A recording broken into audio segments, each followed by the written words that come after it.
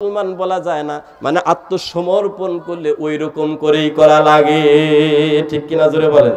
এটা কিরকম আর একটা উদাহরণ দিলে বুঝতে পারবেন।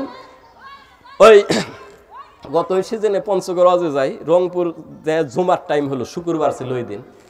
বলে জুমা পরে ওই বক্তাই ওয়াজ করছে, আমি শুনছি এক লোক অন্যায় করছে, মাতব্বর রাখল বাড়ি বাড়ি ঘুরে না যে বিচার করে দেয়, টাকা দাও। অনেক মাতবার আছে সারাদিন সাধলেও নেবে না, কিছু লোকে জোর করে দেয়, মাতব্বর বা নেতা কিছু বিপথে নাই হলো সাধারণ মানুষ অন্যায় করে, ঠিক কিনা জোরে বলেন।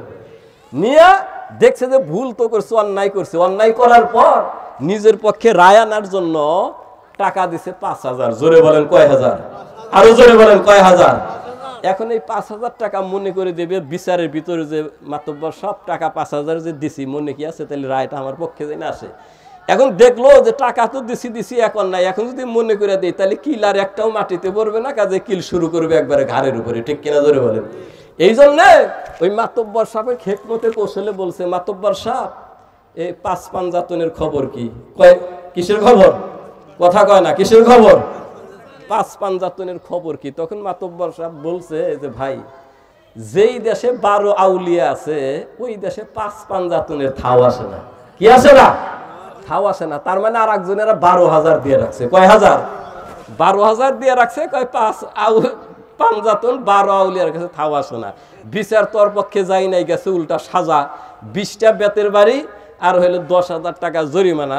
এই লোক বলতেছে ভাই সালিশ আপনি যত যাই করেন আমি 1টা টাকাও দেবো না, বাড়ি প্রয়োজন আরো 20টা 40টা নেবো, তা আমি 1 টাকাও দেবো না।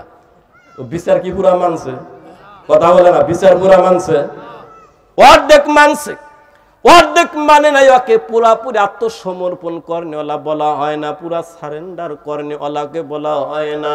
অনুরূপ ভাবে আল্লাহর বান্দা নামাজ পড়েছে, রোজা রেখেছে, হজ করেছে, যাকাত দিয়েছে, এরপরে সুদে জড়িত, ঘুষে জড়িত, যৌতুকে জড়িত, মানুষের অধিকার নষ্টের মধ্যে জড়িত, এই ব্যক্তি যতই আল্লাহ আল্লাহ বলুক আর যতই ওই রকম তাসবিহ তাহলিল পাঠ করুক আর দোয়া সকাল থেকে ধইরা নিয়ে একবার বিকাল পর্যন্ত থাকুক, নসিবে আর যাই হোক অন্তত জান্নাত হবে না, ঠিক কিনা?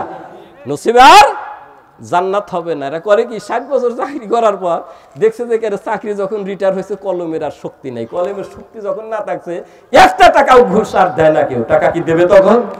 ঘুষ আর দেয় না।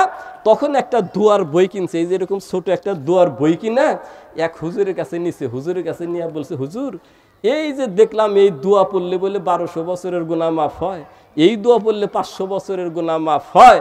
তো হুজুর দেখলাম এই দুনিয়াতে কিচ্ছু নাই, একবারে সাদা মিশামিশি, কোনো কিচ্ছু নাই। তখন দুনিয়া হুজুর বলছে যে কে তুমি এই যে কিছু নাই এখন বলতেছো 60 বছর চাকরি করার পরে, চাকরি রিটায়ার হওয়ার পরে কেউ দেয় না, তাই এখন বলতেছে তুমি যে 10-20 তলা বিল্ডিং করলা, বিদেশে টাকা টুকা পাচার করে ব্যাংক ট্যাঙ্ক সহজে লুজার করলা, তখন তোমার দুনিয়ায় সব আছিল, এখন তোমার কলমেও ক্ষমতা নাই আর তোমার এই দুনিয়ায় কিছুই নাই, এখন তুমি আল্লাহর রাস্তায় নামছো। এখন কইতেছে আল্লাহর রাস্তায় নামছি, এই দোয়া পড়লে 1200 বছরের গুনাহ। কয় তুমি বাঁচবা কয় বছর? তাই বলো। কয় হুজুর 60, 70, 80 নয় 100 বছরই বাঁচলাম।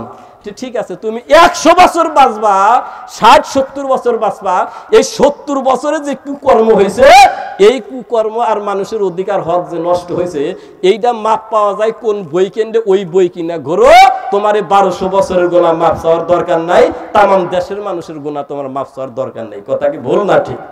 হ্যাঁ, এই মুসলমান হলো সেই মুসলমান যেই মুসলমান নিজেদের